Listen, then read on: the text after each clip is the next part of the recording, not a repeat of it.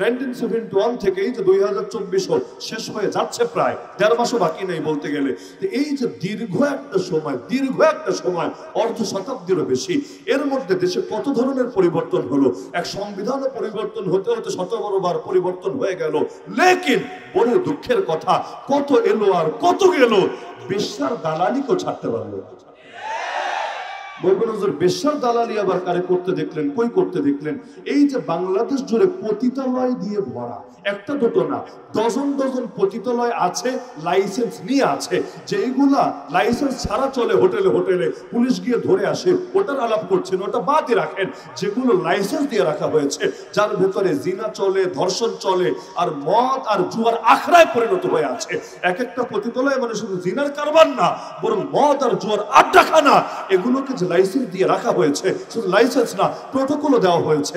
আপনি মিছিল নিয়ে যান, দেখেন কিছু করতে পারেন কিনা। আরে পতিতালয়ের কিছু তো করতেই পারবেন না। কপাল ভালো হলে বুকে গুলিও খেতে পারেন, টিয়ার সেল তো খাওয়াই লাগতে পারে, এমনকি জঙ্গি মামলা নিয়ে কয়েক বছর জেলও খাটা লাগতে পারে। এই পতিতালয় রক্ষার এত তাকাজা কেন অনুভব করলো সকলে? হ্যাঁ, যদি এমন হতো এই দেশের অধিকাংশ মানুষ, অধিকাংশ জনগণ পতিতালয় চায়, তাও হয়তো একটা ব্যাপার স্যাপার ছিল। যেমন বিড়ি বেচে, সিগারেট বেচে, সিনেমা হল খোলা আছে, দেশের মধ্যে গান বাজনা হয়, বিভিন্ন অপসংস্কৃতি হয়, এগুলোর পক্ষে এই যুক্তি দিয়ে কাজ সেরে দেয়। হুজুর দেখেন, এটা কোন ইসলামী রাষ্ট্র না, এটা গণতান্ত্রিক রাষ্ট্র। গণতান্ত্রিক মূল্যবোধকে মূল্যায়ন করতে হয়, অধিকাংশ জনগণ যা চায় তাই করতে হয়। ভালো কথা, মানলাম। তোমার এই যুক্তি বিড়ির বেলায় দিলা, সিগারেটের বেলায় দিলা, সিনেমা হলের বেলায় দিলা, গান বাজনার বেলায় দিলা, তো পতিতালয় কোন জনগণটা চায় সে বলো না। পুরো বাংলাদেশ তন্ন তন্ন করে খুঁজে দেখেন। আমার কথায় যদি সন্দেহ থাকে, আমার কথা ফেলে দেন। আজকে গণভোটের ব্যবস্থা করেন, গণভোট, পুরো বাংলাদেশে সবাই মিলে ভোট দেখ, কারা পতিতালয়ের পক্ষে আর কারা বিপক্ষে, গোটা জাতি দেখুক। এমনকি এটা করতে যদি বেশি কষ্ট হয়, প্রয়োজন এলাকায় এলাকায় যেন হাত তুলতে বলেন, অত ভোটাভুটি পয়সা পাতিও খরচ করা লাগবে না। সরকারি অফিসাররা আসেন, বলেন কে কে পক্ষে আছো হাত তোলো, কে কে বিপক্ষে আছো হাত তোলো, দেখেন এরপর খুঁজে। আমি গ্যারান্টি দিয়ে বলতে পারি, 100% কনফিডেন্সের সাথে বলতে পারি, বাংলাদেশে মোট নাগরিক যদি হয়, জনগণ যদি হয় 18 কোটি, ইনশাআল্লাহ 1%ও পাবেন না, 1%ও পাবেন না যারা পতিতালয়ের পক্ষে ভোট দেবে।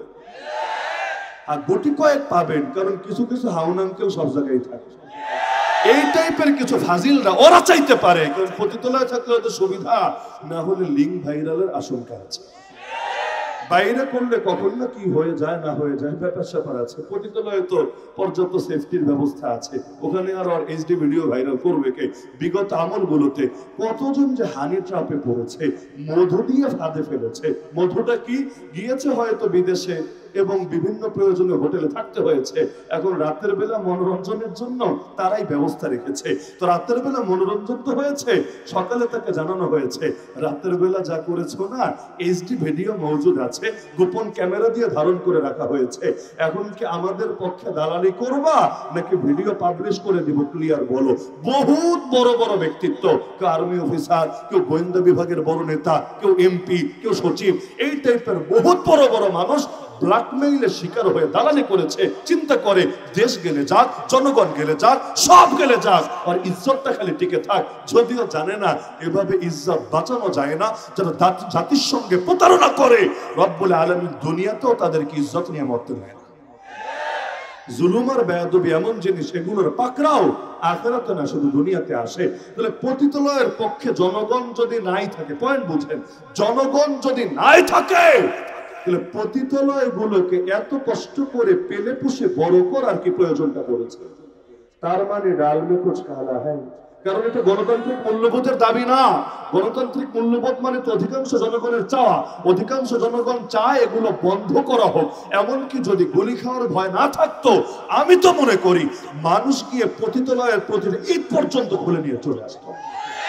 কিন্তু সেই জুলুমের ভয় পাচ্ছে না, এবং এটা নিয়ে মোবিলাইজ করা হচ্ছে না, জাতিকে জাগ্রত করা হচ্ছে না। যদি হতো তাহলে তারা গণভবনে গিয়ে যদি ফ্রিজের মাছও নিয়ে আসতে পারে আর সেখানে পতিতলায় গিয়ে টিন খুলে আনতে কি বাধাটা বলছে? এগুলো মানুষ জাগে নাই বা সবকিছু একসঙ্গে একসময় মাথায় আসেও না, একসাথে সিরিয়াস হয় না। যেদিন হবে সেদিন দেখবেন ইনশাআল্লাহ এগুলো টিকাতে পারবে না। তো যেটা চায় সেটা দেয় না, যেটা চায় না সেটা দিয়ে রেখেছে। কি চায়? এই যেমন খাতমে নবুয়তের মাহফিল তো এটা, আরে বিগত 50 বছর অধিক সময় ধরে পুরো বাংলাদেশ জুড়ে এই স্লোগান দেওয়া হয়েছে, নবীর পরে নবী নাই সংসদে। এটাকে আজকেই প্রথম শুনলেন না, সারা জীবন শুনে আসছেন। নবীর পরে নবী নাই এই আইন চাচ্ছি, চাইতে চাইতে স্বাধীনতার 53 বছর হয়ে গেল প্রায়, আজও পর্যন্ত নবীর পরে নবী নাই আইনটা দিল না কেন? বলবেন হুজুর আইন দিলে কি হবে? আইন দিলে কি হবে বোঝেন না? এই যে কাদিয়ানের জন্ম সনদে সরকার লিখে দেয় ধর্ম পরিচয় মুসলমান, আইডি কার্ডে লিখে দেয় ধর্ম পরিচয় মুসলমান, পাসপোর্টে লিখে দেয় ধর্ম পরিচয় মুসলমান। এই ধোঁকাবাজির কারণে সৌদি আরবের অ্যাম্বাসিডারে ভিসা দিয়ে দেয়, হজে যায়, ওমরায় যায়, অথচ ওর জন্য মক্কায় প্রবেশ করা হারাম, মদিনায় প্রবেশ করা হারাম। প্রবেশ করতে পারছে কারণ সরকার তাকে 2 নম্বরে পরিচয়কে স্বীকৃতি দিয়ে দিয়েছে। এমনকি এই পরিচয়কে কাজে লাগিয়ে কত গ্রামে গিয়ে, আরে গ্রামের সাধারণ মুরব্বী মানুষ তার মেয়ের বিয়ে করে নিচ্ছে, সে তো ভাবছে মুসলমান, কারণ সব জায়গায় তো মুসলমানই লেখা, কিন্তু আসলে তো সে মুসলমান না। এমনকি তাকে তো সালাম দেওয়া জায়েজ হবে না, কাদিয়ানির জানাজা পড়াও জায়েজ হবে না, কাদিয়ানিকে মুসলমানের কবরস্থানে দাফন করা জায়েজ হবে না। অথচ কাফের কাফের কাদিয়ানি কাফের, নবীর পরে নবী নাই সংসদে আইন চাই বলতে বলতে মুখে ফেনা উঠে গেল। আজও পর্যন্ত এটা বাস্তবায়নের গরজ। এমনকি সুদ ভিত্তিক অর্থনীতি, আজকে তো বৈষম্যের বিরুদ্ধে সারা বাংলাদেশে কথা হচ্ছে। আল্লাহকে সাক্ষী রেখে বলি, কোন জাতির ভেতরে যদি সুদ থাকে, ওই জাতির ভেতর থেকে জুলুম আর বৈষম্য দূর করা সম্ভব না। সুদ মানে জুলুম, সুদ মানে বৈষম্য। যারা ইকোনমিক্সের বেসিক নলেজ রাখে, জানার কথা, সুদের ফলাফল এটা, পুঁজিপতি গুলো আরো বড় লোক হতে থাকবে, গরিব আরো গরিব হতে থাকবে, ধনী আর গরিবের বৈষম্য ক্রমশ বাড়তেই থাকবে, বাড়তেই থাকবে। আজকে কি হচ্ছে বাংলাদেশে? 95% মানুষের হাতে ওই পরিমাণ টাকা নাই, বাকি 5% মানুষের হাতে যে পরিমাণ টাকা আছে। গোটা দুনিয়া 800 কোটি মানুষ থাকলে খোঁজ নিলে দেখবেন, আরে অধিকাংশ মানুষের হাতে যত পয়সা আছে, গুটি কয়েক মানুষের কাছে এর চাইতে বেশি পয়সা গিয়ে একত্রিত হয়েছে। কিভাবে হলো? এই খেলার সবচেয়ে বড় কারিগরের নাম সুদ। ওই সুদ দিয়ে মুসলিম দেশের অর্থনীতি পর্যন্ত সাজানো। আরে যত মাহফিল করেন, যত মাদ্রাসা করেন, যত তাবলীগ করেন, যত খানকা খোলেন, আরে যত মসজিদ বানান, ওই কোন দেশের অর্থনীতির মেরুদণ্ড যদি সুদ হয়, ওই জাতিকে আল্লাহর গজব থেকে কিভাবে বাঁচাবেন আমাকে বলো।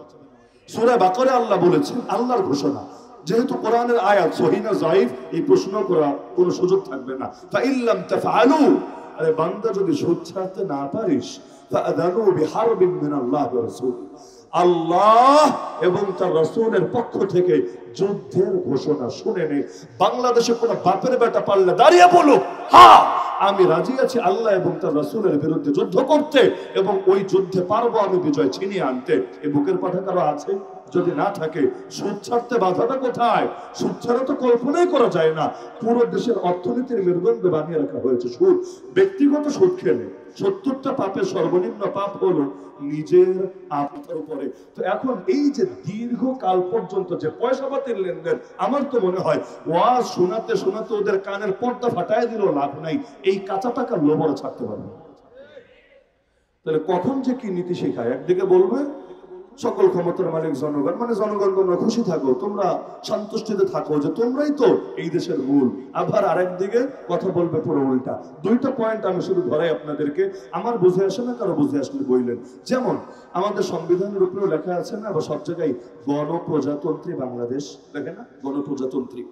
সব গণ রাখেন, তন্ত্র রাখেন, মাঝখানে প্রজা শব্দটাই খালি রাখেন। বাংলাদেশ যদি প্রজাতন্ত্র হয়, প্রজাটা কি? আর প্রজা যদি একজন থাকে, রাজাও তো থাকবে, রাজা ছাড়া প্রজা হয় না। আর প্রজার এটা রাজা প্রজা এটা একটা আরেকটার জন্য অপরিহার্য। রাজার জন্য প্রজা লাগবে, প্রজার জন্য রাজা লাগবে। এটা যদি প্রজাতন্ত্র হয়, তাহলে প্রজাটা কি আর রাজাটা কে? যদি বলেন আমরা প্রজা, তার মানে ওরা রাজা। যদি ওরা বলেন ওরাই রাজা, তাহলে সকল ক্ষমতার মালিক জনগণ, এটা তো পুরাই ভুয়া, এটার কোনো বাস্তবতা থাকবে না। আর যদি বলেন ওরা প্রজা আমরা রাজা, তাহলে আমাদের কথা দিয়ে সবকিছু হয় না কেন? এই দেশের অধিকাংশ মানুষ তো ইসলাম চাই, ইসলাম। কারণ তারা জানে দুনিয়ার সব মতবাদে ফাঁকি থাকতে পারে, শুভঙ্করের ফাঁকি থাকতে পারে, একমাত্র ইসলাম এমন জিনিস কখনো কাউকে ঠকায় না, ঠকানো সম্ভব না। আজকে কোর্টে যান, মামলা তো প্রায় সবাই খাওয়া আছেন যারা ওই দল বাদে বাকি সব দল করেন। আমাদের হুমায়ুন সাহেব তো আল্লাহর বান্দা এমন নির্যাতিত হয়েছেন একেবারে শেষ দিকগুলোতে। আপনি যান কোর্টে, গিয়ে একটা কোরআন শরীফ নিয়ে যান, নিয়ে বিচারকের সামনে দেন, মাননীয় জাজ, মাননীয় জাস্টিস, আমি ব্রিটিশ আইনের বিচারও চাই না, আমি ফ্যাসিবাদের আমলের আইন দিয়েও বিচার চাই না, আমি পাকিস্তানি আমলে প্রণীত আইন দিয়েও বিচার চাই না। এই যে কোরআন দিলাম আপনার টেবিলে, এই কোরআন দিয়ে আমাকে বিচার করে দেন। কারণ আল্লাহর কোরআনে এই আয়াত আছে, আফা হুকমাল জাহিলিয়াতি ইয়াবগুন ওয়া মান আহসানু মিনাল্লাহি হুকমান লিকওমিন ইউকিনুন। আরে বান্দারা কি জাহেলি যুগের শাসন চায়? আল্লাহর চাইতে বিশ্বাসীদের জন্য উত্তম বিধান, উত্তম আইন কে দিতে পারে? কোরআন বলে দিচ্ছে সর্বোত্তম আইনদাতা কে? আর সর্বোত্তম আইনদাতা কে? আল্লাহ। এবার বিচারকরা বলেন আল্লাহর আইন দিয়ে আমাকে বিচার করে দেন। এতে যদি আমার কল্লা কাটা যায় তাও আফসোস নাই, এতে যদি আমার বড় ক্ষতি হয় তাও আফসোস নাই। কারণ আল্লাহর আইন মেনে নিতে আল্লাহর বান্দার আপত্তি নাই, থাকারও কথা নাই। যেমন নবীজি জামানে এক সাহাবী নাম মায়েজ আসলামী রাদিয়াল্লাহু আনহু এসে বলছে, ইয়া রাসূলুল্লাহ, ইয়া নবী আল্লাহ, আমি জিনা করে ফেলেছি, আমাকে আপনি ইসলামের যে দণ্ড আছে সেই দণ্ডটা দিয়ে দেন, শাস্তি দেন। শাস্তি কি সবাই জানে? তিনিও জানেন। তিনি যেহেতু বিবাহিত ছিলেন, শাস্তি হলো তাকে প্রস্তরাঘাতে মৃত্যুদণ্ড দেওয়া হবে। ইসলামের ফয়সালা। আল্লাহ নবী সাল্লাল্লাহু আলাইহি ওয়াসাল্লাম তাকে প্রথম 3 বার ফিরিয়েছিলেন। কারণ ইসলামের বিধান হলো জিনার শাস্তি, ব্যভিচারের শাস্তি, ধর্ষণের শাস্তি যদিও অনেক কঠিন, কিন্তু এটা প্রমাণ হওয়ার সিস্টেমের চাইতে আরো বড় কঠিন। কিভাবে? 4 জন সাক্ষী একেবারে প্রত্যক্ষ চাক্ষুষ দেখতে হবে এবং তারা বলতে হবে বিচারকের সামনে গিয়ে, রাআইতুহু ওয়াতিআহা ফি ফারজিহা কাল মিল মিখালা, নিজের চোখে দেখেছি এই পুরুষটা এই মহিলার সাথে তার ওই নির্দিষ্ট পথেই জিনা ব্যভিচার করেছে। যেমনি ভাবে সুরমাদানের ভিতর সুরমার লৌহশলাকে ওঠানামা করে, ঠিক নিজের চোখে এভাবে দেখেছি, কোনো অস্পষ্টতা ছিল না দেখার মাঝে। এভাবে 4 জন যদি সাক্ষী দেয় তবেই তার উপর এই শাস্তিটা আরোপ করা হয়। এখন পৃথিবীতে যারাই জিনা করেছে 4 জন মানুষকে সামনে দাঁড় করে জিনা করে নাকি? এটা তো সম্ভবই না। এটা তো করবে একমাত্র সে সমাজের মধ্যে অশ্লীলতা ছড়িয়ে দিতে চায়, যে এছাড়া তো কেউ করবে না। যদি না করে, যতই সাক্ষ্য দেখ যে আমি সিসিটিভি ফুটেজ দেখেছি, যতই বলুক আমি আওয়াজ শুনেছি, যতই বলুক আমার ধারণা হয়েছে, এমনকি 3 জন এসে চাক্ষুষ সাক্ষ্য দেখ, কোনো কাজ হবে না। 4 জন চাক্ষুষ সাক্ষ্য দিতে হবেই হবে। এটা অধিকাংশ ক্ষেত্রেই সম্ভব না। এবং পুরো ইসলামের ইতিহাস ঘেটে দেখেন, এভাবে সাক্ষ্যর দ্বারা জিনার শাস্তি আরোপ করা হয়েছে খুব বেশি নজির খুঁজেই পাবেন না। বিকল্প অপশন হলো স্বীকারোক্তি, সাক্ষ্য প্লাস স্বীকারোক্তি। সাক্ষ্য তো নাই, কিন্তু অপরাধী নিজেই যদি স্বীকার করে, এখানেও ইসলাম করা যে 3 বার পর্যন্ত তাকে ছেড়ে দেওয়া হবে না। মনে হয় তুমি চূড়ান্ত কিছু করো নাই, প্রাথমিক কিছু করেছো, যাও চলে যাও। কিন্তু 4 নম্বর বারও সে যদি সাক্ষ্য দেয় না আসলেই সে জিনা করেছে এবং সে চায় যা সাজা হওয়ার দুনিয়াতেই হয়ে যাক, কারণ দুনিয়ার সাজা সহর ক্ষমতা আছে, জাহান্নামের আযাব সহর ক্ষমতা। তো মায়েজ আসলামী রাদিয়াল্লাহু আনহু এই কাজটাই করলেন। 4র্থবারও তিনি সাক্ষ্য দিয়ে দিলেন, যদিও জানেন এর পরিণতি কি হবে। আল্লাহ রাসূল সাল্লাল্লাহু আলাইহি ওয়াসাল্লাম এবার তার ব্যাপারে রায় দিয়ে দিলেন, ঠিক আছে তাহলে তাকে পাথর মেরে হত্যা করা হবে। যখন সাহাবীরা তাকে পাথর মারছিল, ইসলামে গোপনে গোপনে সাজা দেওয়ার সিস্টেম নাই, সাজা দেওয়া হয় প্রকাশ্যে, যাতে একজনকে সাজা দিলে পুরো সমাজ যায় সোজা হয়ে, আর কাউকে দ্বিতীয়বার সাজা দেওয়ার প্রয়োজন সচরাচর না পড়ে। তো সবাই মিলে পাথর ছুটছে, হঠাৎ করে তার গায়ের কিছু রক্ত, কারণ পাথর মারলে তো রক্ত বের হবে, কিছু রক্ত সেটা ছিটে গিয়ে লাগলো আমিরুল মুমিনিন ওমর রাদিয়াল্লাহু আনহুর জামায়। তিনি একটু ঘৃণা করলেন বিষয়টা, ঠিক একটা ব্যভিচারীর রক্ত লাগলো আমার জামায়, তার কাছে বিষয়টা খুব খারাপ লাগলো। আল্লাহ নবী সাল্লাল্লাহু আলাইহি ওয়াসাল্লাম ধমক দিলেন, হে ওমর, কি করছো তুমি? তুমি কি জানো লাকাদ তাবা তাওবাতান লাউ কুসিমা আলা আহলিল মাদিনাতি লাকাফাতহুম, আমার সাহাবী মায়েজ এমন তওবা করেছে, তার একার তওবা যদি মদিনার সব জনগণের মধ্যে ভাগ করে দেওয়া হয়, একার তওবা সকলের গুনাহ মাফের জন্য যথেষ্ট হয়ে যাবে। তাহলে দুনিয়াতে যদি কোরআনের আইন দিয়ে বিচার হয়, সেটার কারণে জানও দেওয়া লাগে, আফসোসের কিছু নাই, কারণ রব্বুল আলামিন এই ওসিলায় মাফ করে দিবে।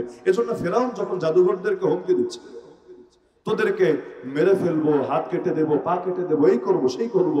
জাদুঘররা বলেছিল ফাকদি মা আনতা কাদ, আরে আইন যেহেতু তোর হাতে, বিচার তোর হাতে, প্রশাসন তোর হাতে, সরকার তোর, সবই তোর, ঠিক আছে। যে বিচার করতে মনে চায় বিচার কর গিয়ে, তোর বিচারের ভয় আমরা ঈমান ছাড়বো না। কিন্তু মনে রাখিস ইন্নামা তাকদি হাদিহিল হায়াতাদ দুনিয়া, তুই তো শুধু দুনিয়ার বিচার করতে পারবি, আখিরাতের বিচার তো আর তুই করতে পারবি না। তো এই যে তুই আমাদের মারলি, রক্তের প্রথম ফোঁটা গড়িয়ে পড়ার আগেই ইন্না ইলা রাব্বিনা লামুনকালিবুন, আমরা আমাদের রবের কাছে ফিরে যাব। আর দিলে বড় আশা, ইন্না নাতমাউ আইয়াগফির লানা রাব্বুনা খাতায়ানা, এই কুরবানির উসিলায় আল্লাহ আমাদের জীবনের সব পাপগুলোকে মাফ করে দিবেন।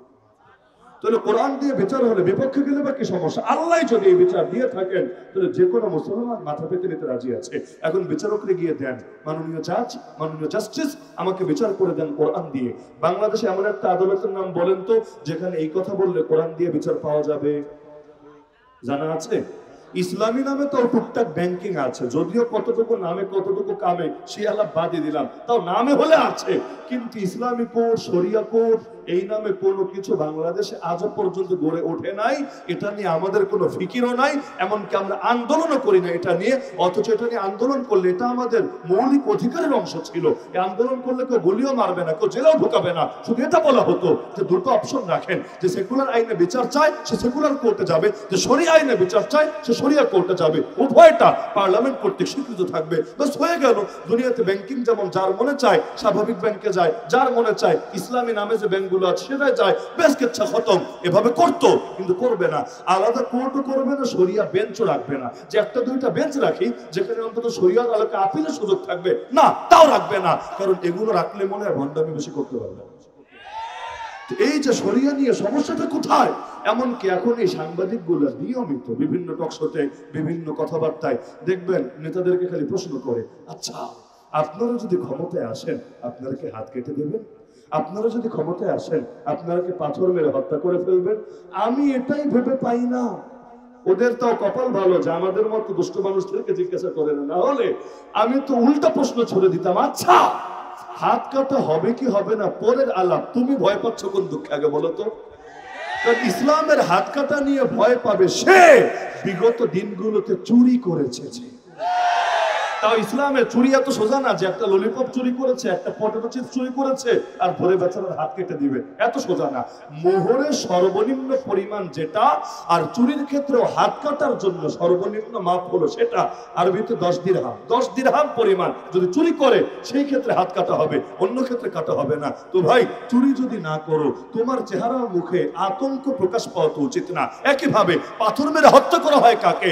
বিয়ে করার পর আকাম ছাড়তে পারে নাই যে, তো বিয়ে করার পর ছাড়তে পারো না কেন? আর যদি ছাড়তে পারোই তাহলে এই প্রশ্ন তোমার জন্য না, এটা নিয়ে তোমার কোনো ভয় পাওয়ার কোনো কারণই নাই। তাহলে দেখা যাচ্ছে যে আল্লাহর জমিনে আল্লাহর বান্দাকে আল্লাহর দ্বীন মান্য করার সুযোগ দেওয়া হচ্ছে না। লা ইলাহা ইল্লাল্লাহ, এক আল্লাহ ছাড়া দ্বিতীয় কারো ইবাদত করি না, এটাই তো লা ইলাহা ইল্লাল্লাহর অর্থ। অথচ আপনাকে বাধ্য করা হবে আল্লাহকে বাদ দিয়ে গায়রুল্লাহর ইবাদত আপনাকে করতেই হবে। কিভাবে? গায়রুল্লাহর নীতি আপনাকে মানতে হবে, গায়রুল্লাহ যা বলবে সেটাকে চূড়ান্ত ধরতে হবে। এটা নিয়ে একটু শব্দ বলতে পারবেন না, না হলে আপনার খবর আছে। এজন্য আমাদের শব্দগুলো মাশাআল্লাহ একদম সেই শব্দ, শব্দ দিয়ে দিলের কথা বোঝা যায়। এই যেমন একটু আগে শুনলাম, একদিকে বলবে সকল ক্ষমতার মালিক জনগণ, আর একদিকে নাম দিবে প্রজাতন্ত্র। আরো মজার ব্যাপার আছে, রাষ্ট্রপতি, প্রেসিডেন্টের বাংলা অনুবাদ এটা করে রাষ্ট্রপতি। রাষ্ট্রপতি মানে কি? পতি মানে স্বামী, জানেন না? অনেক মহিলাকে বলে না পতি ভক্ত, তার মানে কি? স্বামী ভক্ত। রাষ্ট্রপতি মানে ধরেন জনাব চুপ্পু সাহেব আছেন, তিনি হলেন রাষ্ট্রের স্বামী। তো তিনি যদি স্বামী হন, বউটাকে প্রশ্ন আসবে না, বউটাকে? বউকে আপনারা বলবেন হুজুর আমরা নিজেরাই তো আরেক বউয়ের স্বামী, তাহলে আপনারা নিজেরাই যদি স্বামী হন তাহলে বউটাকে না, পুরো রাষ্ট্রটাই বউ। আচ্ছা বলবেন না হুজুর স্বামী মানে মালিক, এই অর্থে রাষ্ট্রপতি মানে রাষ্ট্রের মালিক তিনি। তো তিনি যদি রাষ্ট্রের মালিক হন, আমরা কি? আমরা কি? আমরা কচুরিপানা, আমরা গোলাম, আমরা বাদী, আমরা দাস, আমরা দাসী, আমরা ভিত্ত। এই জন্যই তো আজকে দেশের অবস্থা। একজন নিজেকে মালিক মনে করবে, রাজা মনে করবে, অন্যদেরকে প্রজা মনে করবে, অন্যদেরকে গোলাম মনে করবে। এজন্য আজকের বাংলাদেশ থেকে বৈষম্য দূর করা যায় নাই আজ পর্যন্ত। শব্দের মধ্যেই তো ভেজাল, মানসিকতার মধ্যে যে সমস্যা আছে শব্দের ভেতর থেকেই তো প্রকাশ পায়। নাহলে মজার একটা পয়েন্ট দেখেন, বাংলাদেশের সংবিধান 17 বার পরিবর্তন হলো ভালো কথা, কিন্তু একটা জিনিস নিয়ে নিয়মিত চুলকানি দেখা গিয়েছে, সেটা হলো এখনো পাবেন এই 72-এর সংবিধান আর আজকে সংবিধান খুললে আল্লাহর উপর আস্থা ও বিশ্বাস এটা সহ্য হয় না। আল্লাহর উপর আস্থা ও বিশ্বাসকে সরিয়ে সেখানে ধর্মনিরপেক্ষতাবাদ বসানো লাগে। ধর্মনিরপেক্ষতাবাদ ইসলামী না কুফরি এটা রাখেন, কিন্তু বসাচ্ছে কোন জায়গায় নিয়ে? যেখানে আল্লাহর উপর আস্থা ও বিশ্বাস ছিল এক সময়। তাহলে আল্লাহর উপর আস্থা ও বিশ্বাস যদি কোন সংবিধানের মূলনীতি থেকে মাইনাস হয়, ওই সংবিধানকে কি মুসলমানের সংবিধান বলা যায়? মুসলমান আল্লাহকে বাদ দিয়ে কিছু করতে পারে? আরে মুসলমান ঘরে ঢুকলে আল্লাহর নাম নিয়ে ঢোকে। নবী বলতেন বিসমিল্লাহি ওয়ালাজনা ওয়া বিসমিল্লাহি খারাজনা ওয়া আলাল্লাহি রাব্বিনা তাওয়াক্কালনা। মুসলমান ঘর থেকে বের হলেও আল্লাহর নাম নিয়ে বের হয়। নবী এটা বলে বের হতেন, বিসমিল্লাহ তাওয়াক্কালতু আলাল্লাহ ওয়ালা হাওলা ওয়ালা কুওয়াতা ইল্লা বিল্লাহ। মসজিদে ঢুকলেও আল্লাহর নাম নিয়ে ঢোকে, আল্লাহুম্মা ইফতাহলি আবওয়াব রাহমাতিক। মসজিদ থেকে বের হলেও আল্লাহর নাম নিয়ে বের হয়, আল্লাহুম্মা ইন্নী আসআলুকা মিন ফাদলিক। একটা মুসলিম দেশে আল্লাহর উপর আস্থা ও বিশ্বাসকে সরিয়ে ধর্ম নিরপেক্ষতাবাদ বসানো হবে, এর চাইতে বড় কুফরি আর ভণ্ডামি কি হতে পারে? এমনকি আপনি বলবেন হুজুর নিরপেক্ষতাই তো এনেছে, হীনতা তো আনে নাই, ধর্মহীনতা তো আনে নাই, আপনার কেন জ্বলে? মজার বিষয় হলো মুসলমান আবার নিরপেক্ষ হয় কিভাবে এটা আগে বুঝুন। নিরপেক্ষ শব্দ বুঝেন? তার মানে সে কারো পক্ষে না, এটাই তো। তাহলে একদিকে আল্লাহ আর একদিকে ইবলিস, সে কারো পক্ষে না, সে মাঝামাঝি। একদিকে রহমান আর একদিকে শয়তান, সে কারো পক্ষে না, সে মাঝামাঝি। একদিকে আলো একদিকে অন্ধকার, সে কারো পক্ষে না, সে মাঝামাঝি। একদিকে ন্যায় আর একদিকে অন্যায়, সে কারো পক্ষে না, সে মাঝামাঝি। একদিকে পুরুষ আর একদিকে মহিলা, সে কোনো দিকে না, সে মাঝামাঝি। আজিব ফাইজলামের মানেটা কি? আরে মুসলমান হয়তো মুসলমান হবে আল্লাহর পক্ষে, অমুসলিম হবে ইবলিসের পক্ষে, এটা যুক্তির কথা। কিন্তু তুমি আলোর পক্ষেও না, অন্ধকারের পক্ষেও না, এটা সম্ভব না। যে আলোর পক্ষে না সে অন্ধকারের পক্ষে, যে ন্যায়ের পক্ষে না সে অন্যের পক্ষে, আরে যে সাম্যের পক্ষে না সে বৈষম্যের পক্ষে, যে ইমানের পক্ষে না সে জাহেলিয়াতের পক্ষে, যে তাওহীদের পক্ষে না সে শিরকের পক্ষে, যে ইসলামের পক্ষে না সেই কুফরের পক্ষে। কিন্তু বলার হিম্মত রাখে না, বলার সাহস রাখে না, এজন্য শব্দটা নিরপেক্ষতা দিয়ে চালানোর চেষ্টা করে। ধর্ম নিরপেক্ষতাবাদ মানে কি? আমি এক শব্দে বুঝি ইসলামকে চিপায় ফেলা। আপনাদের কাছে বহু ব্যাখ্যা থাকতে পারে, শাস্ত্রীয় সংজ্ঞা, আমার অত মাইলপাচ লাগবে না। আমি ধর্ম নিরপেক্ষতাবাদ বলতে কি বুঝি? ইসলামকে চিপায় ফেলা। মানে কি? মানে ইসলাম কোথায় চলবে আর কোথায় চলবে না এটা ঠিক করা। ইসলাম রাজনীতিতে চলবে না, হুজুর এটা চলবে না। অর্থনীতিতে চলবে না, তাহলে সুদ থাকবে কিভাবে? এটা চলবে না। আচ্ছা ব্যাংকিং সেক্টরে চলবে না, হুজুর এটা আসলে চলবে না। বাজার ঘাটে চলবে না, এটাও চলবে না। আচ্ছা সভ্যতা সংস্কৃতিতে চলবে না, এটা চললে তো আমাদের ব্যবসায়ী থাকবে না। আচ্ছা শিক্ষা সিলেবাস, শিক্ষা কারিকুলামে চলবে না, হুজুর তাহলে মানুষদের বান্দরের নাতিপতি এটা শেখাবো কিভাবে? শরীফকে ধৈরা ধৈরা শরীফা বানাবো কিভাবে? এই পুরুষগুলাকে মহিলায় পরিণত করবো কিভাবে? সুতরাং শিক্ষা সিলেবাসও চলবে না, তাহলে চলবেটা কোথায়? বলবে হুজুর এখানে তো চলবে না, ঠিক আছে, কিন্তু চলবে মসজিদে, চলবে মাদ্রাসায়, চলবে মাহফিলে, চলবে খানকায়, বাকি কোথাও চলবে না। আচ্ছা ভালো কথা, মাহফিলে আলেম কি কোরআনের আলোকে যা ইচ্ছা তা বলতে পারবে? কোরআনের প্রতিটা বিধান তুলে ধরতে পারবে? না হুজুর, এটা পারলে কি আর বড় বড় বোতল খাওয়া যাবে? এটা পারলে কি আর ভণ্ডামের মুখোশ পরে থাকা যাবে? এটা পারলে কি আর দিল্লি তালালি করা যাবে? এই হুজুরদের কারণেই তো পারে না আগাতে। আরে আজও পর্যন্ত বাংলাদেশে নাস্তিকতার মিশন কেন সফল হয় নাই? আজও পর্যন্ত বাংলাদেশে উগ্র হিন্দুত্ববাদের মিশন কেন সফল হয় নাই? আজও পর্যন্ত বাংলাদেশে কাদিয়ানীরা কেন সফল হতে পারে নাই? আজও পর্যন্ত বাংলাদেশে খ্রিস্টান মিশনারি গুলো কেন কয়েক কোটি মানুষকে খ্রিস্টান বানাতে পারে নাই? যে কয়েকটা মৌলিক কারণ আছে, তার মধ্যে অন্যতম কারণ হলো এই কোরআনের মাহফিল। এখনো পর্যন্ত কিছু মানুষ জানের পরোয়া না করে, নিরাপত্তার পরোয়া না করে, ফ্যামিলির পরোয়া না করে হক কথা বলে যাচ্ছে, জাতির সামনে হকের বার্তা তুলে ধরছে, তাই পারছে না সবার গলায় গোলামের জিঞ্জির পরাতে। আজও মানুষ স্বাধীনতার স্বপ্ন দেখে, দুনিয়ার সব জাহেলিয়াতকে পায়ের তলায় পিষ্ট করে আল্লাহর জমিনে এক আল্লাহর গোলামি করার স্বপ্ন দেখে। এই যে স্বপ্নটা নিভু নিভু হলেও সেই 1757 থেকে আজ 2024 250 বছরের বেশি সময় ধরে বলবৎ আছে। এর পেছনে ওয়াজ মাহফিল অবদান বহুত বেশি আছে। এজন্যই দেখেন না আমাদের নামের তালিকা হয়, এজন্যই দেখেন না আমাদেরকে জেলে যেতে হয়। অপরাধটা কি? পাপটা কি? আরে পাপ তো আর কিছু না, মূল পাপ এটা।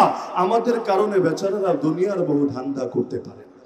কারণ আল্লাহর ভয় আছে যার দিলে, পৃথিবীর কারো ভয়ে সে তার সুরকে কিছুতেই নত করতে পারে না। মুসলমানের কথা তো এটা হয়, আরে আল্লাহর জমিন আল্লাহর দ্বীনের কথা বলা যদি তোমাদের চোখে জঙ্গিবাদ হয়, আল্লাহর কসম মুসলমান জঙ্গিবাদই গালি খেতে রাজি। আল্লাহর জমিনে খেলাফতের কথা বলা যদি তোমাদের চোখে উগ্রবাদ হয়, মুসলমান উগ্রবাদী গালি খেতে রাজি। আরে আল্লাহর দ্বীনের প্রতিটা বিধান প্রচার করা যদি তোমাদের চোখে মৌলবাদ হয়, মুসলমান মৌলবাদী গালি খেতে রাজি। আল্লাহর দ্বীনের পথে চলা, আল্লাহর দ্বীনের কথা বলা তোমাদের চোখে যদি সাম্প্রদায়িকতা হয়, মুসলমান সাম্প্রদায়িক গালি খেতে রাজি। কিন্তু আল্লাহর কসম, আল্লাহর কসম, আল্লাহর কসম, কারো গালির ভয়ে, হামলার ভয়ে, মামলার ভয়ে, জেলের ভয়ে, জুলুমের ভয়ে, ফাঁসির ভয়ে মুসলমান ইসলামের কোনো কিছু গোপন করতে রাজি না।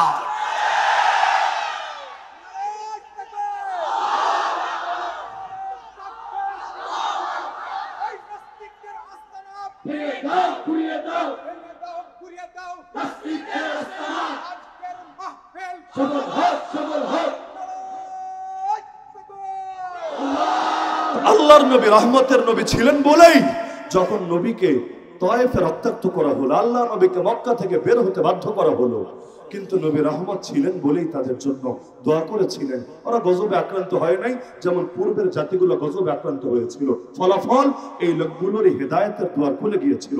যে তয়েফবাসী নবীরা মেরেছিল, নবী বলেছিলেন আল্লাহ দিলে বড় আশা, ওরা মুসলমান না হলে পরবর্তী প্রজন্ম মুসলমান হবে। আল্লাহর কি কুদরত, পরবর্তী প্রজন্ম লাগে নাই। মক্কা বিজয়ের পর তারাই নবীর সামনে এসে হাঁটু গেড়ে বসে কালেমা পড়ে মুসলমান হয়ে গেছে। দ্বিতীয় কারণ হলো, আরে দুনিয়াতে অনেক জিনিস দেখতে একরকম মনে হলো, বাস্তবে একরকম না। বলবেন কিভাবে? ডাকাতের হাতেও ছুরি থাকে, ডাক্তারের হাতেও ছুরি থাকে, থাকে না? কিন্তু দুই ছুরি কি এক ছুরি? ডাকাতের ছুরি যদি আপনাকে পোস্ট দেয়া লাগবে না, যদি দেখায়, ইদানিং তো ডাকাতি অনেক বেড়ে গেছে, প্রচুর বেড়ে গেছে, এবং এমন এমন ডাকাতি হচ্ছে, আগে তো দেখাতো মাল সামানা দিয়ে দিলে ছেড়ে দিত, আর এখন ধরেই খুব শুরু, মানে দিবেন কি দিবেন না পরে এলাম। আগে আপনার 2টা 4টা দিয়ে নিবে, তারপর আপনার কাছে চাওয়া লাগবে না, নিজেই চেক দিয়ে যা আছে নিয়ে নিবে। এমনকি বাংলাদেশে তো আলেম ওলামার উপরে এখন নিয়মিত ডাকাতি চলছে, নিয়মিত।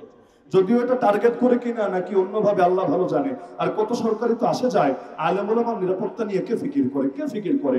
এমনকি যে পাকিস্তানকে নিয়মিত গালি দেয়, দেখেন পাকিস্তানের আলেম ওলামারা যখন চলে, যখন ভাষণ দেয়, কেমন প্রোটোকল তাদেরকে দেওয়া হয়। রাষ্ট্রের পক্ষ থেকে আলাদা মানে বাহিনীর সদস্যই নিযুক্ত রাখা হয় যে তোমরা এই আলেমদের সঙ্গে সর্বদা নিরাপত্তা দিবা, তাদের নিরাপত্তা নিশ্চিত করবা। আর বাংলাদেশে সবার জীবনের দাম আছে, কিন্তু হুজুরদের জীবনের দাম নাই, সব দাম তাদের, আর হুজুরের একেবারে সস্তা।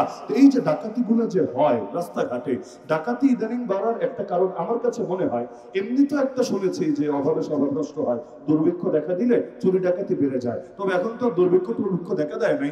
তবে আমি মনে করি গত 3 মাস আগ পর্যন্ত যারা অন্য তরিকায় সহজে কামাতে পারতো, এখন তো রাস্তা বন্ধ। কিন্তু একবার যে টাকার মজা পেয়ে গেছে, একবার যার হাসলত নষ্ট হয়েছে, সে এটা ছাড়বে কিভাবে রে ভাই? ছাড়া তো এত সোজা না। এজন্য আমরা দেখতাম জেল কেটেছে 10 বার তো চুরি ছাড়তে পারে না, জেল কেটেছে 20 বার তো ডাকাতি ছাড়তে পারে না। এতদিন এক তরিকায় কামাতো, তরিকা তো বন্ধ, এখন আসল তরিকায় ফিরে গিয়েছে, এবং এই তরিকা দিয়েই নিজেদের পেটটাকে অন্তত চালায় নেওয়ার চেষ্টা চালাচ্ছে। হাকিকত আল্লাহই ভালো জানেন। তো ডাকাত যদি ছুরি দেখায় আপনাকে, আপনি কি দোয়া দিবেন না বদদোয়া দিবেন? আপনি কি খুশি হবেন না বেজার হবেন? আর ডাক্তার ছুরি দেখানো লাগবে না, ছুরি দিয়ে যদি পেট কেটেও ফেলে, পেট কেটে সিজার করে বাচ্চা বের করেছে, বা কোনো অঙ্গ পচে গিয়েছিল কেটে ফেলে দিয়েছে, আপনি কিন্তু বদদোয়া দেবেন না, লানও দেবেন না, গালি দেবেন না, উল্টা মোটা টাকার বান্ডিল ধরাই দিবেন। আসার সময় বলবেন স্যার, ও স্যার আপনার মতো কাটাকাটি কেউ করতে পারে না, আপনি কাটাকাটিতে ভীষণ এক্সপার্ট, আমার ফ্যামিলির যদি সামনে কারো কাটাকাটি লাগে নিয়ে আসবো আপনার কাছে, সুন্দর কাইটা দিয়ে আমি মাল ধরাই দিব আপনার হাতে, সহজ হিসাব নিকাশ। ডাক্তার কাটলো, থ্যাংক ইউ দিল, পয়সা দিল। ডাকাত কাটলো অথবা দেখালো, সারা জীবন বদদোয়া দিল। ছুরি তো ভয়টাই ছুরি, পার্থক্য আছে নাকি নাই? খুনির হাতেও বন্দুক থাকে, আবার আইন শৃঙ্খলা বাহিনীর হাতেও বন্দুক থাকে, যদি আসলেই আইন শৃঙ্খলার কাজে নিয়োজিত থাকে আর কি। আর না হলে অন্য কাজে নিয়োজিত থাকলে কি হয়, এটা তো রায়েরবাগবাসী সবচেয়ে মনে হয় ভালো জানা আছে। বাংলাদেশের নতুন স্বাধীনতার পেছনে, যদি ওটাকে স্বাধীনতা আসলে এই শব্দ বলা উচিত কিনা আমি জানি না, কারণ এক দেশ আবার 2 বার স্বাধীন হয় কিভাবে। তবে এই ফ্যাসিবাদ থেকে মুক্তি পাওয়া, জুলুম থেকে মুক্তি পাওয়া, এর পেছনে পুরো বাংলাদেশের মধ্যে আমার মনে হয় এই যাত্রাবাড়ি থেকে শুরু করে এই যে চিটাগাং রোডের মাঝখানের যে জায়গাটা, একসময় এদের নামগুলো স্মরণ করে লেখা হবে। আল্লাহ তাআলা তাদের হিম্মতকে আরো বাড়িয়ে দেখ, এবং যে ভাইয়েরা শহীদ হয়েছে আল্লাহ সবাইকে জান্নাতুল ফেরদৌস নসিব করুন। তো এখন এই যে দেখা গেল আইন শৃঙ্খলা বাহিনীর হাতে অস্ত্র, ডাকাতের হাতে, খুনির হাতে অস্ত্র, দুই অস্ত্র এক না। ইসরায়েলের বাহিনীর হাতে অস্ত্র, ফিলিস্তিনের মুক্তিকামীদের হাতে অস্ত্র, দুই অস্ত্র এক না। ডাকাতের হাতের ছুরি গজবের ছুরি, ডাক্তারের হাতের ছুরি রহমতের ছুরি, খুনির হাতের বন্দুক গজবের বন্দুক। আইন শৃঙ্খলা বাহিনী যদি আসলে আইন শৃঙ্খলার কাজে নিয়োজিত থাকে, তার হাতের বন্দুক সমাজবাসীর জন্য রহমতের বন্দুক। ইসরায়েলের জায়নিস্টদের হাতের বন্দুক, আরে সেই বন্দুক গজবের বন্দুক। ফিলিস্তিনের মুক্তিকামীদের হাতের বন্দুক, সেই বন্দুক রহমতের বন্দুক। আবু জাহালের হাতেও ইয়া বড় তরবারি, মুহাম্মদ রাসূলুল্লাহ সবাই বলেন সাল্লাল্লাহু আলাইহি সাল্লাম, তার হাতেও ইয়া বড় তরবারি। দেখতে দুটোই তরবারি, দুই তরবারি এক না। আরে আবু জাহালের হাতের তরবারি জঙ্গিবাদের তরবারি, টেররিজমের তরবারি, সন্ত্রাসের তরবারি। মুহাম্মদ রাসূলুল্লাহর হাতের তরবারি পবিত্র জিহাদের তরবারি, রহমতের তরবারি। তাহলে জিহাদ মানে কি সন্ত্রাস না সন্ত্রাস দমন? জিহাদ মানে সন্ত্রাস না সন্ত্রাস দমন? আল্লাহ রসুলের তলোয়ার গর্জে উঠলে আবু জাহালের তলোয়ারের পতন হবে। আর আবু জাহালের তলোয়ার যদি গর্জে ওঠে, তাহলে ইসলাম আর মুসলিম উম্মাহ আলো, পৃথিবীর মধ্যে সত্য, এই শান্তি, এগুলোর কি পরিণতি হবে? সুতরাং আল্লাহ নবীর প্রতিটা আদর্শে রহমত, ওমা আরসালনাকা ইল্লা রাহমাতাল লিল আলামিন। যেই ক্ষেত্রে নবীকে মাইনাস করবেন, ওই ক্ষেত্রে রহমত মাইনাস হবে। যেই ক্ষেত্রে নবীকে প্লাস করবেন, ওই জায়গায় রহমতও এসে প্লাস হবে। নবীর আদর্শ জিন্দা করতে রাজি আছেন না ইনশাআল্লাহ? কালেমা পড়লেন জাহান্নামে, তার আদর্শ তো গ্রহণ করবেন। এটাই যুক্তির কথা, এটাই বুদ্ধির কথা। লা ইলাহা ইল্লাল্লাহ মুহাম্মাদুর রাসূলুল্লাহ। গন্তব্য আল্লাহ, পথের নাম মুহাম্মাদুর রাসূলুল্লাহ। আল্লাহ পর্যন্ত পৌঁছতে চাইলে এই একটা পথে ধরতে হবে। সুতরাং মুসলমান প্রতিটা ক্ষেত্রে নবীজির আদর্শ আঁকড়ে ধরবে। এতে গালি দিতে মনে চাইলে দেখ গিয়ে, এখন গালি বের হয়েছে ধর্মান্ধ, গালি বের হয়েছে মৌলবাদী। ধর্মান্ধের ব্যাখ্যা কি দেয়? সব জায়গায় যে ধর্মরে টানে, নিজের ধর্মরে অন্ধের মতো মানে, সে হলো ধর্মান্ধ। তো ভালো কথা, ধর্মান্ধের বিপরীত শব্দ কি? তোমরা ধর্মচক্ষুষ্মান। ঠিক আছে, তোমরা ধর্মচক্ষুষ্মান, আমরা ধর্মান্ধ। তোমরা চোখ দিয়া সব দেখো, আমরা না দেখেও মানি। ঠিক আছে, আলিফ লাম মিমের ভেতর কি কি দেখো বলো দেখি? কোরআন তো শুরুই হলো আলিফ লাম মিম দিয়ে। তুমি তো অন্ধ না, তুমি তো চক্ষুষ্মান, দেখে দেখে বুঝা মানো। বাট আলিফ লাম মিমের ভেতর কি আছে ঠিকঠাক বলবি, না হলে তোর ঠ্যাং ভেঙে দেওয়া হবে। ঠিক আছে, বলবে না হুজুর এটা তো না বুঝাও মানতে হবে। তো না বুঝা যদি মানো, তোমারও কাফেররা গালি দিবে ধর্মান্ধ বলে। আজকাল মুসলমান গালির ভয়ে হক কথা বলে। চিন্তা করে, এই কথা বললে জঙ্গি গালি ফ্রি, এই কথা বললে সন্ত্রাসী গালি ফ্রি, এই কথা বললে রাজাকার গালি ফ্রি। আরে গালির ভয়ে দমে যাওয়া মুসলমানের শান না। আল্লাহ নবীকে কম গালি দেওয়া হয় নাই, গালির কারণে তিনি দমে যান নাই। আমাদের ছাত্ররাও দেখিয়ে দিয়েছে আলহামদুলিল্লাহ, রাজাকার বলে গালি দেওয়া হয়েছে, ফলাফল যা হওয়ার তাই হয়েছে। যদি বেচারি বুঝতো এক রাজাকার শব্দে ঠেলা কি হতে পারে, প্রয়োজনে আর বিকল্প বহু শব্দ বললেও এই শব্দ বলতো না। বিগত দিনে রাজাকার আর জঙ্গি, রাজাকার আর জঙ্গি, এই দুইটা হলো রাজনীতির অন্যতম হাতিয়ার। আল্লাহর কি কুদরত, দুই শব্দ ঘুরে গিয়ে তাদের উপর গিয়ে পড়েছে। আর পোলাপান রাজাকার বলে বলে আন্দোলন করে করে দেশ ছাড়া করেছে, আর তাদের দলের একাংশকেই ইতিমধ্যে জঙ্গি সংগঠন, নিষিদ্ধ সংগঠন বানিয়ে ফেলেছে। আমরা যখন জেলে গিয়েছিলাম, ওই সময় চিন্তা করতাম, আহা কখনো কি দিন ঘুরে যেতে পারে। এখন বিশ্বাস করেন, আল্লাহর সাক্ষী রেখে বলি, পত্রিকায় যখন দেখি অমুক নিষিদ্ধ সংগঠনের 11 জন গোপন মিটিং চলাকালে পুলিশের হাতে গ্রেফতার হয়েছে, দিল থেকে শুকরিয়া বের হয়ে আসে। তাহলে দিন ঘুরতে বেশি সময় লাগে না। এত অল্প সময়ে যদি দিন ঘুরে, কিয়ামতের ময়দানে কি হবে? যখন আল্লাহ রাব্বুল আলামিন মাজলুমকেও দাঁড় করাবেন, জালেমকেও দাঁড় করাবেন, তখন না জানি কি হবে। এজন্য রহমতের নবী যার নামে কালেমা পড়েছেন, তার আদর্শ জিন্দা করতে পারবেন তো ইনশাআল্লাহ? তা আমি দুটো দাওয়াত দিয়ে আলোচনা শেষ করছি। আমাদের অন্যান্য মেহমানরা চলে এসেছেন। 1 নম্বর দাওয়াত হলো আল্লাহর নবীকে বিস্তৃতভাবে জানার চেষ্টা করেন। আমাদের জানা খুব সীমিত, খুব সীমিত। আমরা নবী জীবনের কয়েকটা বিক্ষিপ্ত ঘটনা ছাড়া কিচ্ছু জানি না, এটাই বাস্তবিকতা। নবী জীবনের কয়েকটা বিক্ষিপ্ত ঘটনা ছাড়া কিচ্ছু জানি না। আপনি রাজনীতি করেন, ভালো কথা, নবীর রাজনীতির মূলনীতিগুলো বলেন দেখি। আপনি অর্থনীতি বিশেষজ্ঞ হয়েছেন, ভালো কথা, নবীর অর্থনীতির মূলনীতিগুলো আমাকে শেখান দেখি। আপনি বড় বিচারক, বড় বিচারপতি, তাতে কি? আল্লাহর নবীর বিচারের মূল মাপকাঠি আর মানদণ্ড কি ছিল বলেন দেখি। আপনি শিক্ষাবিদ, ভালো কথা, শিক্ষার ক্ষেত্রে আল্লাহর নবীর আদর্শ কি ছিল, কোন মডেল রেখে গিয়েছেন উম্মতের সামনে, ক্লিয়ার করেন দেখি। আপনি সংস্কৃতি, আরে এখন তো সংস্কৃতি মানে নাটক, সংস্কৃতি মানে সিনেমা, মানে সংস্কৃতি অর্থ কি এটা সংস্কৃতি যারা করে ওই অঙ্গনে এরাও মনে হয় ঠিকঠাক মতো বোঝে না, আল্লাহ ভালো জানে। এজন্য সংস্কৃতি মন্ত্রণালয়ের দায়িত্ব দিলেও ওই নাটক যারা করে, যারা সিনেমা নির্মাণ করে, যারা বঙ্গবন্ধুর পক্ষে বিভিন্ন সিনেমা টিনেমা বানাতে পারে এবং যারা বিগত দিনগুলোতে অনেক চাটাচাটিও করতে পেরেছে, তাদের দিকে নজর পড়ে। সংস্কৃতিকে এত সীমিত জিনিস নাকি? খালি নাটকের সংস্কৃতি বলে, খালি সিনেমার সংস্কৃতি বলে? আল্লাহ নবীর সময় সংস্কৃতি ছিল না? সংস্কৃতি ছাড়া কোনো জাতি হতে পারে নাকি? তো নবীর সংস্কৃতি কি ছিল, আজকের সংস্কৃতি কি, ক্লিয়ার করা হোক না। তো প্রতিটা ক্ষেত্রে আমার অনুরোধ, এক নম্বর, আমরা নবীকে বিস্তারিত ভাবে জানার চেষ্টা করব। পারবেন না? এজন্য যুবকদেরকে আমি বিশেষ একটা দায়িত্ব দেই, আপনারা জ্ঞানকে ব্যাপক করার জন্য একটু মেহনত করেন। সেটা অনেকভাবে হতে পারে, পাঠাগার করেন। মানুষ এখন তো পড়েই নাই, ফেসবুক টেসবুক আসার পরে পড়ালেখার অভ্যাস শেষ, একদম শেষ।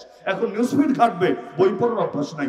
অথচ কোরআনের প্রথম আদেশে ছিল ইকরা, তুমি পড়ো, তুমি পড়ো। যেই জাতি পড়ে না ওই জাতি নিজেরা গড়তেও পারে না। আপনারা পড়ানোর ব্যবস্থা করেন, শুধু বই দিয়ে শেষ না, পাঠচক্র করেন। কে কি বুঝলো না বুঝলো, আপনি কি বুঝলেন, একটু সবাই মিলে শেয়ার করে নেন। আর মসজিদে মসজিদে এগুলো নিয়ে আলোচনার ব্যবস্থা করেন। ব্যবসায়ীরা সেমিনারের আয়োজন করেন, আল্লাহ নবীর ব্যবসার মূলনীতি কি। রাজনীতিবিদরা সেমিনারের আয়োজন করেন, আল্লাহ নবী এবং খোলাফায়ে রাশিদিনের রাজনীতির তরিকা কি। করা সম্ভব নাকি সম্ভব না? এগুলো করলে খুব ক্ষতি হয়ে যাবে, তাই না? নাকি খুব লাভ হবে? তা আল্লাহ নবীকে আমরা বিস্তৃত ভাবে পাঠ করি।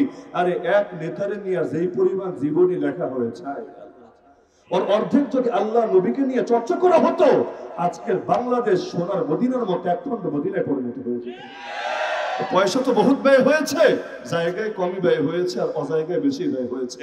আল্লাহ আমাদেরকে হেফাজত করুক। এই এক নম্বর দাওয়াত। আর দুই নম্বর দাওয়াত, এবং এটাই আমার সর্বশেষ কথা, সেটা হলো আমরা প্রত্যেকে একবার স্ক্যান করি। ডিভাইস যেমন স্ক্যান করি না আমরা, কোথায় কোথায় ম্যালওয়্যার আছে, ভাইরাস আছে, স্ক্যান করলে বের হয়ে আসে। আবার নেতারা বিদেশে গিয়ে ফুল বডি চেক আপ করে। কেন?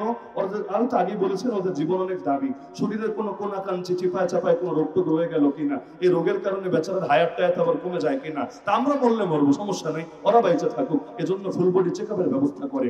আমরাও আমাদের ইমানটা একটু চেক আপের ব্যবস্থা করি, ইমানটা একটু স্ক্যান করি। পারবো না ইনশাআল্লাহ?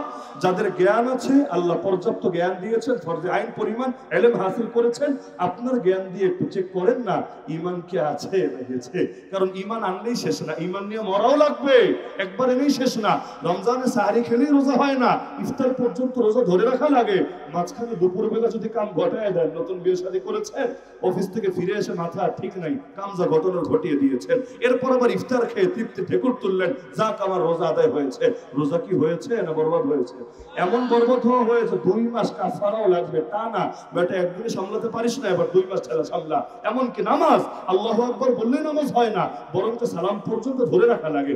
মাঝখানে যদি হে হে করে হেসে ওঠে, তার কোনো দুষ্ট বন্ধু এসে কাতুকুতু দিয়েছে, সুরসুরি দিয়েছে, হাসিয়া সামলাতে না পেরে এমন হে হে করে হেসে উঠলো যেন মসজিদ ভেঙে পড়বে, নামাজ আছে না গেছে?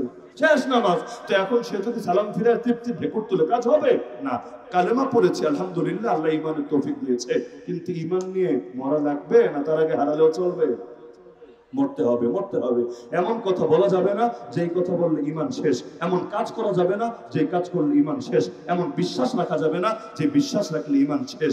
আন্দোলনের পরে কতজন বলল মোরা বিধাতার মতো নির্ভয়, নাউযুবিল্লাহ, মোরা বিধাতার মতো নির্ভয়, মানে আল্লাহর যেমন ভয় নাই আল্লাহর মতো আমাদেরও ভয় নাই, নাউযুবিল্লাহ মিন যালিক। আরে নবীরকেও আল্লাহর সঙ্গে তুলনা দেওয়া যায় না, আর তুমি কোন ক্ষেতের মূলা হয়ে গেছো, তুমি আল্লাহর মতো হয়ে গেছো। একটা বাক্য যদি জেনে বুঝে বলে বেঈমান, বেঈমান, তার ইমানদার বলার সুযোগ থাকবে না। মূলনীতি বলে সকল ক্ষমতার মালিক জনগণ, এজন্য জনগণকে খুশি রাখতে হবে। যদিও ভুয়া, জনগণকে কেউ খুশি করে না, কেউ খুশি করে অরে, কেউ অরে, কেউ অরে, কিন্তু ক্ষমতার মালিক আবার জনগণ হয় কিভাবে? ক্ষমতার মালিক কে? ক্ষমতায় বসানো তিনি, ক্ষমতা থেকে সরানো তিনি। আজকে তো সবাই পেরেশান, মাস্টার মাইন্ড কে? আর আসল মাস্টার মাইন্ড উপরে দুনিয়া। আবার মাস্টার মাইন্ড কি? তিনি যখন চেয়েছেন তখন হয়েছে, যখন চান নাই তখন হয় নাই। পৃথিবীতে কিচ্ছু হয় না, পৃথিবীর কেউ কোনো ফয়সালা করতে পারে না। লা হাওলা ওয়ালা কুওয়াতা ইল্লা বিল্লাহ। এজন্য প্রত্যেকে ঈমানটা নিয়ে একটু চেক দিব আমরা, যাতে করে ঈমান ভঙ্গের কারণ আছে কিনা ধরা পড়ে। ভাইরাস থাকলে এগুলোকে কিল করা যায় আগে আগে। ঈমানটা নিয়ে যাতে মরা যায়, কালেমা জপতে জপতে যাতে শেষ নিঃশ্বাস ত্যাগ করা যায়। আল্লাহ রাব্বুল আলামিন সবাইকে তৌফিক দান করুন।